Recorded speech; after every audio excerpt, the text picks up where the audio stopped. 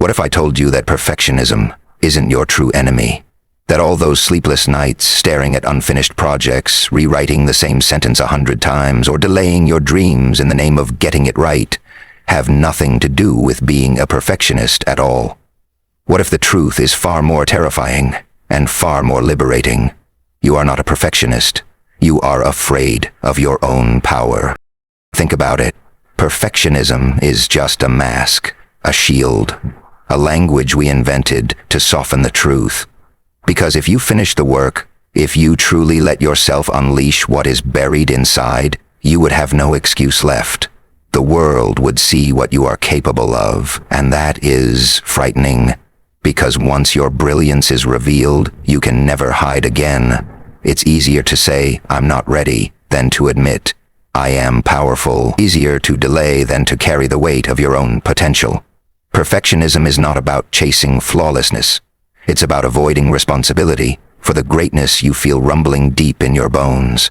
And maybe you've known this all along. People often talk about perfectionism as though it were some noble curse, a heavy burden carried only by the strong, the disciplined, or the talented.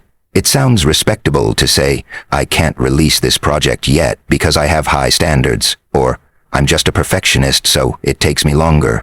But beneath the polished language hides something rawer, something far less flattering. Fear. Fear disguised as refinement. We are not protecting the integrity of our work. We are protecting ourselves from what happens if the work succeeds. Because success is not only applause and recognition, it is responsibility. When your brilliance becomes visible, people begin to expect it, and suddenly the safety of mediocrity disappears. You can no longer hide behind excuses or say you were not capable. To call yourself a perfectionist is easier than admitting you are avoiding the terrifying weight of your own power. Philosophers and psychologists alike have warned about the subtle ways fear can wear masks. Machiavelli once noted that people often choose safety over freedom, preferring the predictable chains of oppression to the unpredictable burden of liberty. This insight reveals something profound about perfectionism.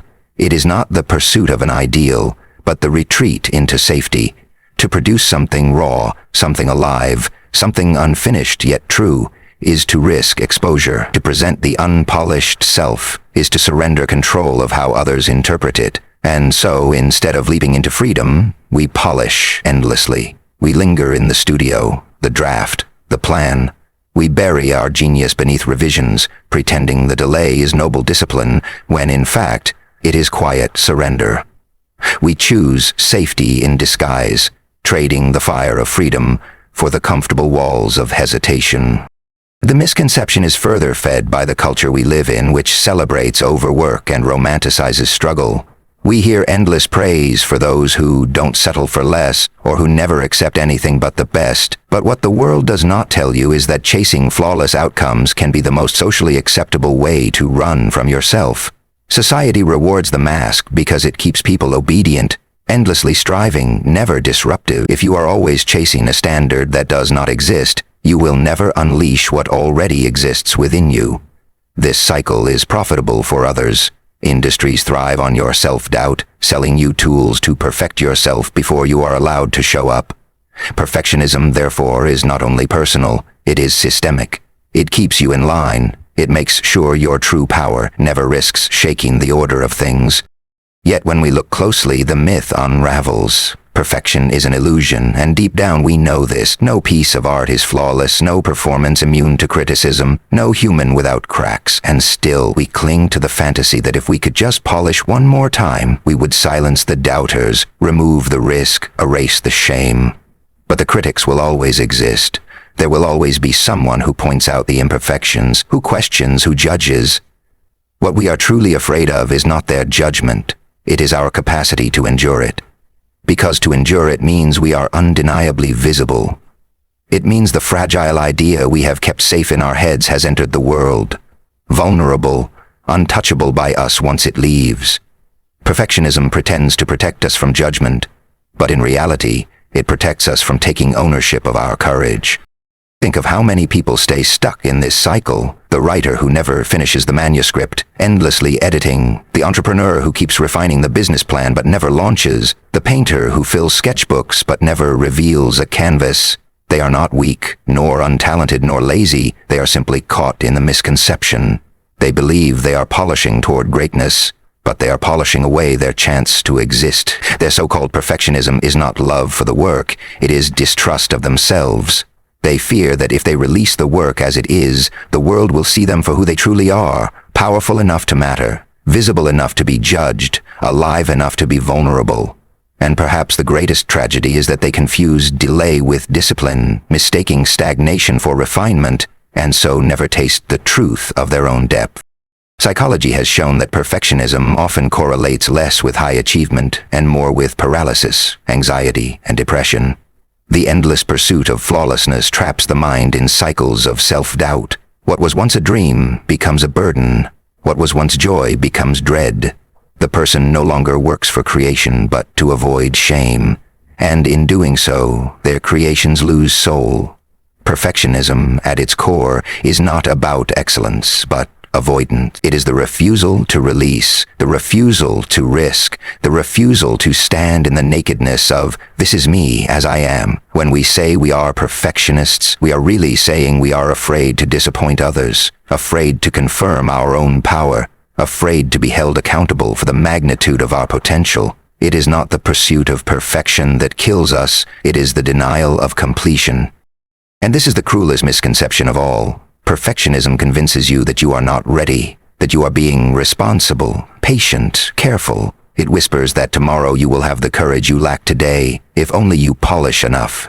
But tomorrow never arrives. What perfectionism hides is that the courage was never in the polishing, it was always in the release. Greatness was never in flawless execution. It was in the boldness of stepping forward with your flaws intact. To cling to perfection is to postpone your life. To let go of perfection is to finally live it. And so, the truth begins to reveal itself. You were never chasing perfection. You were circling the edges of your own fire, afraid to step into its center, afraid of how brightly it might burn once you did. How many times in your life have you reached the edge of something great, only to retreat back into the safety of silence? You thought of raising your hand in the meeting, but you didn't. You wanted to share your idea, but convinced yourself it wasn't ready yet. You rehearsed the words of a confession you wanted to give someone who mattered to you, but swallowed them at the last moment. You felt the pulse of creativity late at night, the urge to start painting, writing, building, designing, but told yourself tomorrow would be better. And yet tomorrow came and went, just as it always does, and the fire of that moment dimmed into ash. These aren't failures of talent, nor signs of laziness. They are the subtle fingerprints of fear disguised as perfectionism, the hesitation, the delay, the endless rewriting of intentions. These are not about wanting the best. They are about running from the truth that you already had something powerful to offer, and offering it would change the way you see yourself forever. Think of the moments in childhood when you created without hesitation, drawing pictures with messy colors, singing loudly even when off-key, building strange worlds out of toys with no concern for symmetry. Back then, you did not edit yourself. You did not wait for permission or for the perfect timing. You simply acted. But somewhere along the path to adulthood, the gaze of others entered the room. Suddenly, the joy of expression was measured against approval. The boldness of creation was compared to standards. And little by little, you learned that it was safer to hold back. That to avoid criticism, you could polish endlessly in private, rather than risk showing something incomplete in public. This shift was not about growing wiser, it was about growing afraid. What you call perfectionism today is simply the adult version of a child who once feared being laughed at for coloring outside the lines. And yet, what is life but a series of moments that ask us to step beyond hesitation? That job application you didn't send because you felt unqualified. That speech you didn't give because your hands shook too much. That song you never finished because you were terrified of what it might reveal about you. Each of these moments reveals the same pattern. The fear of being powerful enough to matter. Because to matter is to be seen, and to be seen is to risk judgment, envy, misunderstanding. In a strange way, mediocrity feels safer. It draws less attention. But every time you choose safety, a part of you shrinks. Every time you silence your voice, a piece of you goes unheard. And over time, the silence becomes heavier than the risk you avoided. The weight of unspoken words, unfinished projects, unlived dreams, builds like stones in your chest, pressing down until you forget that you ever carried fire at all. There are people walking around every day with unfinished manuscripts hidden in drawers, with canvases stacked against walls, with inventions scribbled in notebooks. They tell themselves they will finish when they have more time, when they learn a little more, when circumstances are perfect. But the truth is not about time or skill, it is about fear. They are not waiting for perfection, they are waiting for the courage to reveal themselves. And because courage does not come from polishing, they wait forever. The tragedy is that their work, as imperfect as it may be, could have been the spark for someone else's awakening. A line in a poem, a brushstroke on a canvas, a melody sung with trembling voice. These things could have touched lives, could have changed someone's path. But they were silenced by the misconception that the world only wants flawless things. In reality, the world is starving not for perfection, but for authenticity. Even in relationships, the same pattern emerges. You hold back from telling someone how deeply you care because you fear it won't come out right. You hesitate to apologize because you want the wording to be perfect. You delay ending a relationship that is suffocating you because you want to time it without causing pain. All the while, life slips away in hesitation. The raw, imperfect truth that you love, that you regret, that you long for freedom, goes unspoken because you believe it must be delivered flawlessly. But in reality, what people crave most is not perfection, it is honesty. It is presence. It is the trembling voice that speaks anyway, even when imperfect. Your hesitation robs them of connection, just as it robs you of freedom. And in this way, perfectionism is not only self-sabotage, it is also a theft from those who might have been moved by your courage. Socially, too, we see how this fear spreads like an invisible chain. Entire generations are paralyzed by the illusion that they must be extraordinary before they even begin. Young people refuse to share their ideas because they fear they won't measure up. Adults refuse to change careers because they don't want to fail publicly. Creators refuse to post their work because they worry about online criticism. All of them believe they are not ready, that they must polish more, prepare more, hide more. But what they are truly afraid of is not failure. It is the possibility that they might succeed, and that success will strip away their excuses forever. If they succeed, they will no longer be able to say, "I could have done it if only I had tried." They will have to face the reality of their own power, and that is terrifying, because once you know you are powerful, you can never return to the comfort of invisibility. And so the relatable experience of perfectionism is not a story of flawlessness at all. It is a story of delay, hesitation, and self-betrayal. It is the endless rewriting of emails never sent, the plans that never leave the notebook, the love letters never given, the art never revealed. It is the quiet nod you give yourself when you convince your heart to wait just one more day. But that day stretches into years, and those years into regrets. What feels like control is actually paralysis. What feels like refinement is actually retreat. What feels like safety is actually the slow suffocation of your own voice. And every human being knows this feeling intimately, though few admit it aloud, the weight of power buried inside, pressing outward, begging for release, while the mind whispers excuses to keep it hidden. There comes a moment in every life when the silence becomes unbearable. The silence of holding back, of keeping your voice trapped inside, of watching yourself shrink every time you refuse to step into the fullness of who you are. At first, it feels easier to hide, safer to delay. But over time, the cost grows heavier. You begin to realize that the pain of unexpressed potential is sharper than the sting of rejection. You sense that something within you is pressing against the walls of your hesitation, demanding release.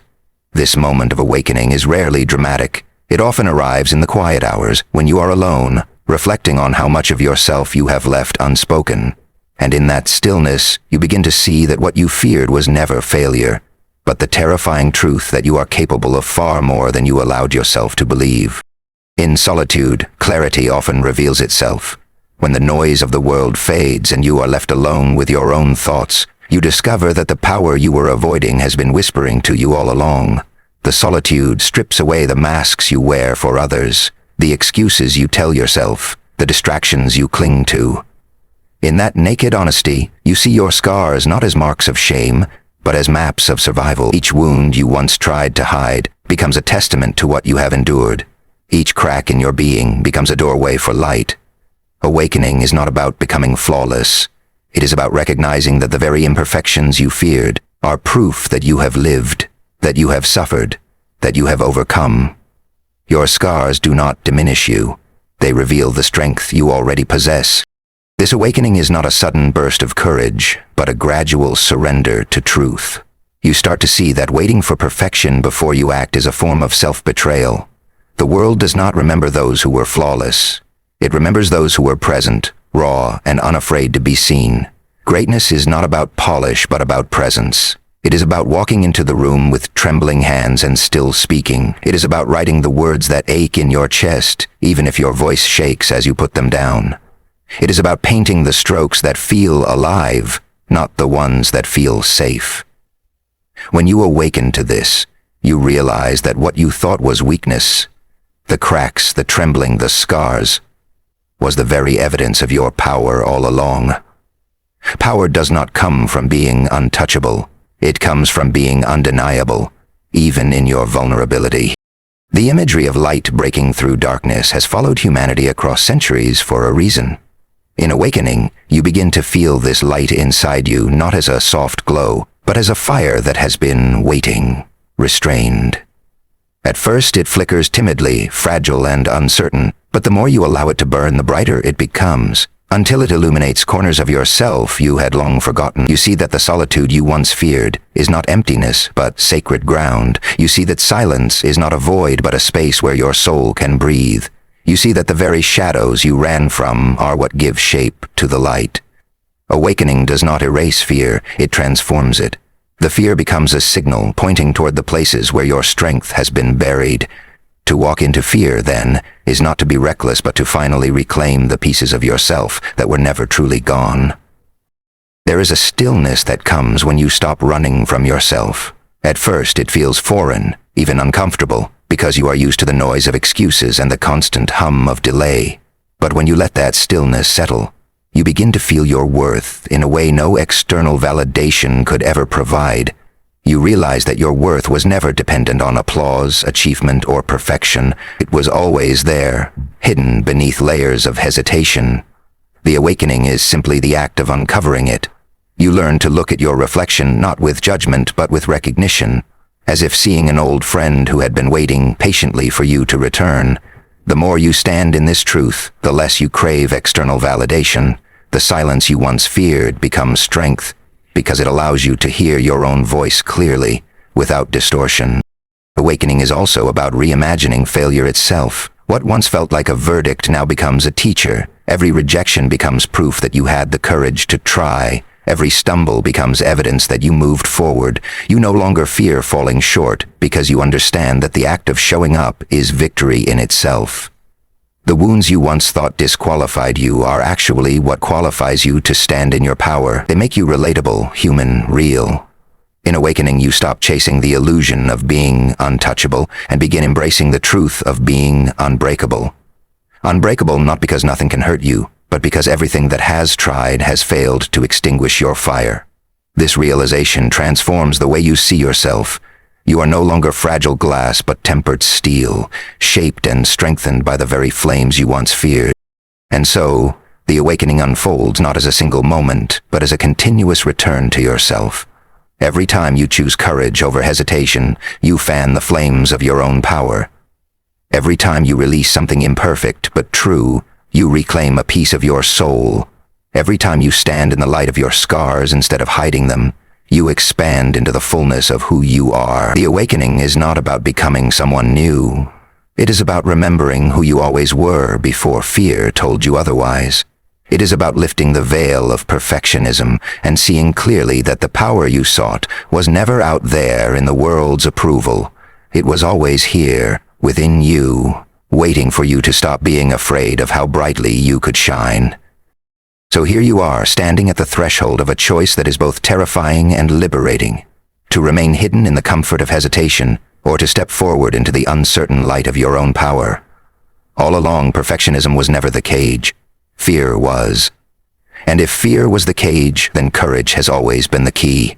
The call is not to wait until you feel ready, because readiness is a myth, a trick perfectionism uses to keep you frozen. The call is to move while unready, to leap while trembling, to speak while your voice shakes. In this act lies the revolution, not in conquering the world outside, but in refusing to betray the force burning inside.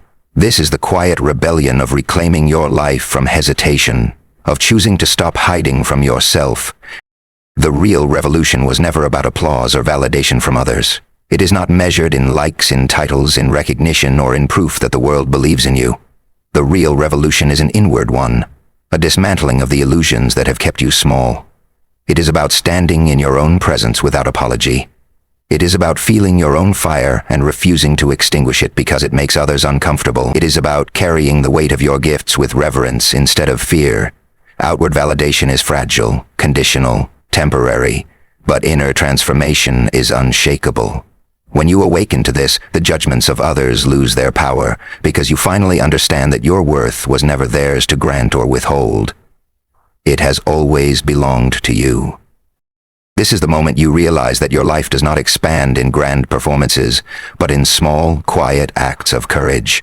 Every time you press send on the email you are afraid to write, you expand. Every time you show your work to someone, even if imperfect, you expand. Every time you speak a truth you have long buried, you expand. These are not insignificant gestures. They are revolutions in miniature. The shift does not happen in some distant future after endless preparation. It happens now in the present moment when you stop betraying your own voice. And as you practice this, as you take step after trembling step, you begin to notice something extraordinary. The fear doesn't vanish, but it no longer owns you. You carry it with you, but it does not define you. You move despite it.